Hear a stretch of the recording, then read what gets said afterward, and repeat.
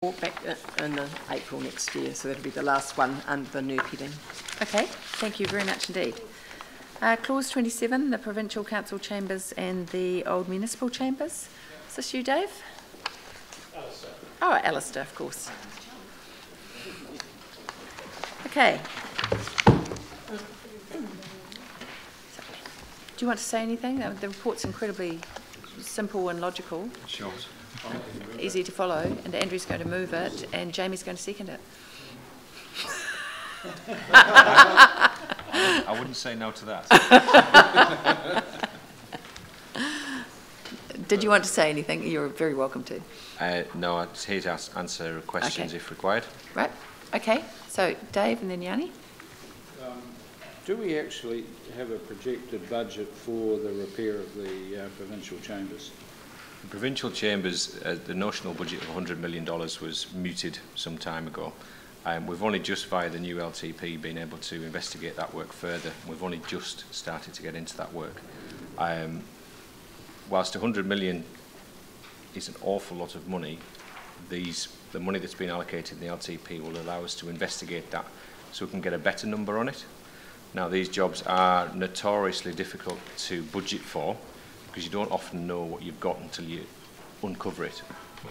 So with this piece of work that we're doing right now, which hasn't been finished, we'll have a better indication of cost, and it will be coming to the council with contingencies allocated to ensure that we've got a good handle on what we're doing, and we don't come back asking for more money. But the money that's in the LTP, which we're suggesting by this paper, is 30 million rather than 40 for provincial chambers. That 30 million will repair a substantial section of that facility and safeguard that, and the building is pretty well protected at the moment at the far end, and the 30 million option should be able to buy us some time and get a corner of the building back open. I think there's a couple of things that we could think about. The corner, this proposal will do the wooden part, which is, while maybe not the most spectacular, is the most historic. It's the oldest part of the, so we are doing the part that's deteriorating, and the rest will be put in hold. And we've got a 5-step program, but some of those we may be able to find partners to help us. For example, the stone part closest to the town hall used to be run as a bar and a cafe and whatever. There may be an opportunity to do that. One of the things as we develop the business plan is also to look at what is the long-term use of those buildings, because they're going to survive a lot better if they're living buildings rather than buildings that we only open on a Sunday afternoon and let people through. So I think we've got to try and get some use out of those buildings that is in kind of flavour with the building themselves. So I think while there's some big money involved, there's also potential to find some other partners, and it's also not only our history there, it's history of other organisations, both locally and regionally and nationally. Okay, Yanni. Yeah, thank you. 2 questions. One is, these seem ideal candidates for a philanthropic campaign to fundraise. Have they been put into some sort of process to raise external funding? We haven't started that. We've obviously got, as we've put up to you in the last, we've got a philanthropic funding to look at some issues around the library to try and do that. We've got a strategy, but basically as that strategy moves forward, that foundation should cover all range of council projects, and so there will be the opportunity. There will be people out there that would want to or may want to specifically put money towards heritage, and these would be 2 ideal candidates, I agree, but at this point we are just trying to hold them, and as we have said in the paper, we believe we've got a matter that we need to address reasonably urgently with our city, and that's really the background of this paper in the first instance. And the second question was... Sorry, can I add to that, yeah. Yanni? The Stone Towers is one of the areas that's been addressed, as David mentioned before, with stage 1.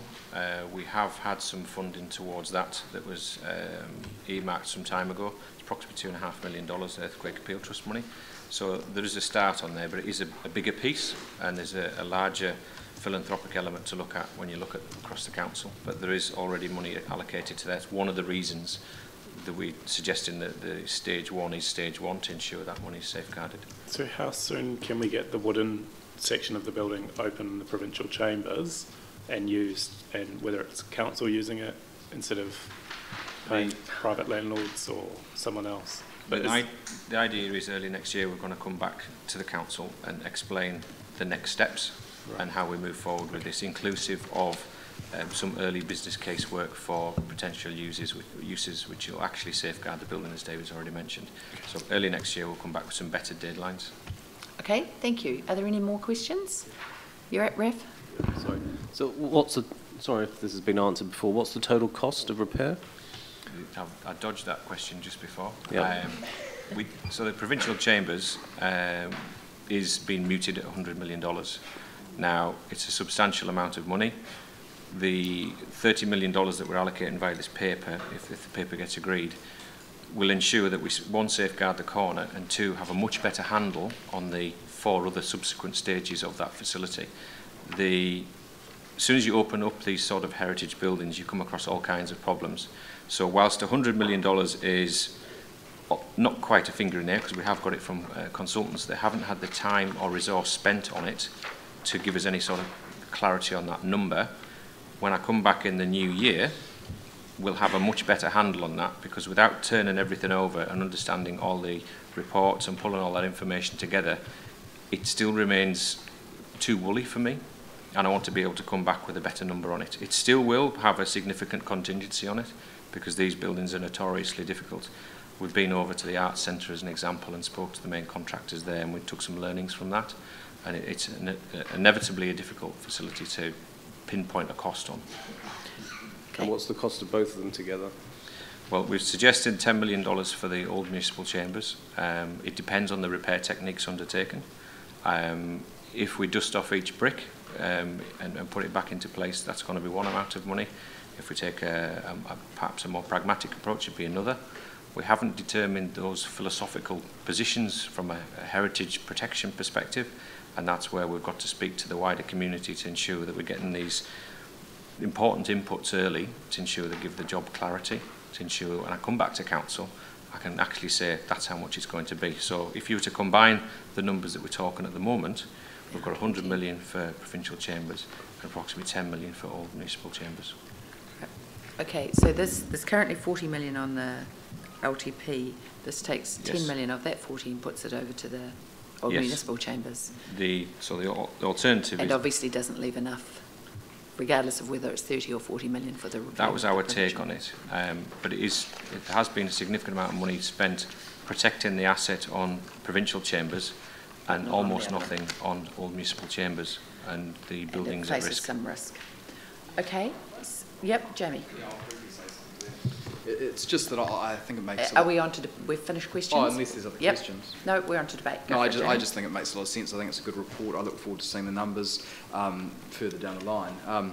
There is a part of me that almost thinks, I'm a big believer that you often go for the low-hanging fruit, and when you've got something the size of the Canterbury Provincial Chambers, 2 very special buildings, then compared with our city building or the municipal chambers, it's probably more manageable. A part of me almost wants to just crack onto that immediately. But in saying that, I think this is a pragmatic approach. It's not new money, it's a reallocation of an existing budget.